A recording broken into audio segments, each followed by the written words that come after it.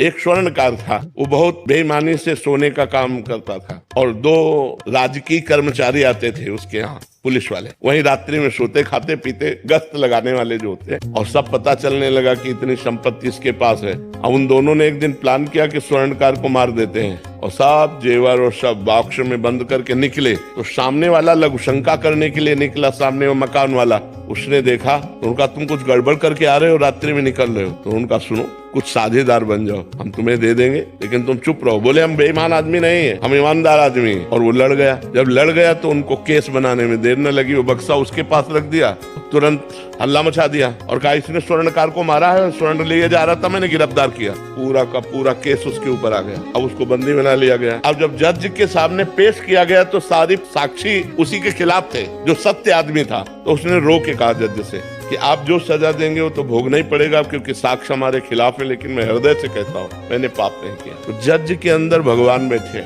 उन्होंने कहा कि ठीक है, खींचते, तारीखें और दी। और एक दिन एक आदमी जो ऐसे ही फुटपाथ में मर गया था, उसके साथ उस जिसके साथ मुकदमा चल रहा था, सत्य आदमी को, उसको पुलिस वालों को साथ दिया कि आप इसका अंतिम संस्कार कराएं। जब अंतिम संस्कार करने के लिए गए तो एकांत में कहा कि देखा, कह रहा था हमारी बात मान जाते तो कुछ हिस्सेदार बन जाते और आराम से मौज लेते, हमारी बात नहीं मानी ना, फंस गया ना, अब फांसी होगी तेरे। और उनके जो सत्य आदमी था उसके पास वीडियो बनाने वाला कैमरा लगा दिया गया। जज ने सफाई के लिए जब वो गया, पूरा वीडियो सहित पेश किया। तो सत्य आदमी तो निर्दोष था ही। तब जज से उसने कहा कि जब मैं निर्दोष हूँ, आज आप जान गए, तो मुझे सालों से पैसा खर्चा करना पड़ा, इतना परेशान रहा, इतना मुझे दुख मिला, ऐसा क्यों? क्योंकि मैं निर्दोष हूँ। अब तो जान गए हो ना। तो जज ने कहा सत्य बताना, इस जन्म में तुमने कोई ऐसा पाप किया है जिसकी सजा न मिली हो और जिसका प्रायश्चित न किया हो? उसी का दंड आपको यहाँ निर्दोष होने पर प्राप्त हो रहा है, आप सत्य बताना। तो उसने अपनी घटना बताई। तो वो मृत्यु दंड